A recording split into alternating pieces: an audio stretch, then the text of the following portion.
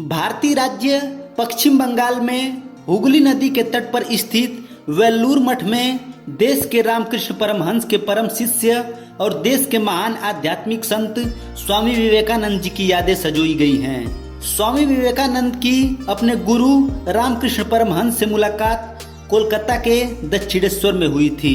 दोस्तों, यह दुनिया का 5वां सबसे विशाल हिंदू धर्म स्थल है, जहां पर माता काली की उपासना की जाती है। वेल्लूर मठ न सिर्फ कोलकाता के महत्वपूर्ण स्थानों में से एक है, बल्कि विश्व के आध्यात्मिक अभिरुचि रखने वाले सभी लोगों के लिए एक बहुत ही पवित्र स्थल है। दोस्तों, आइए जानते हैं वेल्लूर मठ के इतिहास के बारे में।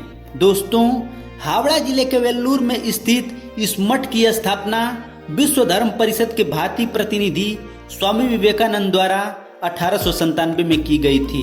दोस्तों, वेल्लूर मठ रामकृष्ण मिशन का मुख्यालय है, जिसकी शाखाएं अब दुनिया भर में फैली हुई हैं। दोस्तों, स्वामी विवेकानंद जी ने 1 मई 1897 ईस्वी को रामकृष्ण मिशन की स्थापना की थी। स्वामी विवेकानंद जी ने साल 1898 से वेल्लूर मठ को अपना अस्थायी निवास स्थान बनाया था। वे कक्ष की ऊपरी मंजिल पर बने एक कमरे में रहते थे।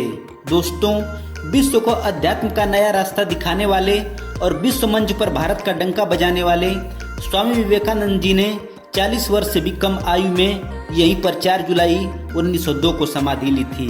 दोस्तों, आइए जानते हैं वेल्लूर मठ से जुड़े कुछ रोचक तथ्य के बारे में।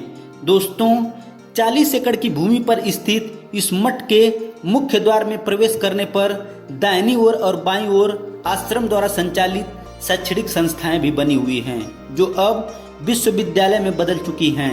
दोस्तों, यह मठ अपनी वास्तुकला के लिए प्रसिद्ध है, जिसमें हिंदू, इस्लामी और ईसाई तत्वों का मिश्रण देखने को मिलता है, जो सभी धर्मों की एकता का प्रतीक है।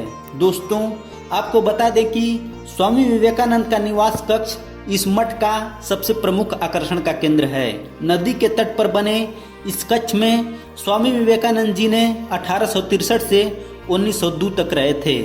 इस कक्ष में विवेकानंद द्वारा उपयोग की गई वस्तुओं का प्रदर्शन किया गया है। यह कक्ष सुबह 6 से 12 बजे तक, फिर शाम को 4 से 7 बजे तक लोगों के दर्शन के लिए खुला रहता है। दोस्तों, मठ के मुख्य परिसर के निकट रामकृष्ण मिशन के कुछ शिक्षा संस्थानों के परिसर भी मौजूद हैं, जिनमें विद्या मंदिर, शिल्प मंदिर, वेद विद्यालय तथा स्वामी विवेकानंद विश्वविद्यालय के परिसर शामिल हैं। दोस्तों, इस मठ के मुख्य प्रांगण में स्वामी रामकृष्ण परमहंस, शारदा देवी और स्वामी ब्रह्मानंद की देह अग्नि स्थल पर उनकी समाधियां व मंदिर अवस्थित हैं। दोस्तों, इसके अलावा मठ के अंदर स्वामी विवेकानंद जी के साथ उनके 16 शिष्यों के अवशेष मौजूद हैं। दोस्तों, उनके मठ में किसी महिला को जाने की अनुमति नहीं थी। एक बार जब विवेकानंद काफी बीमार हो गए थे, तो उनके शिष्य ने उनकी मां को बुलाया।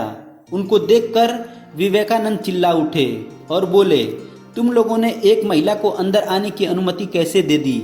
मैं ही हूँ जिसने यह नियम बनाया है, और मेरे लिए ही इस नियम को तोड़ा जा रहा है। दोस्तों, यहाँ पर एक संग्रहालय भी बनाया गया है, जो रामकृष्ण मिशन के बारे में विस्तार पूर्वक जानकारी प्रदान करता है। दोस्तों, इस मठ में एक पुस्तकालय भी है, जहाँ अध्यात्म से जुड़ी 20,000 से ज्यादा पुस्तकें उपलब्ध हैं। दोस्तों, धन्यवाद।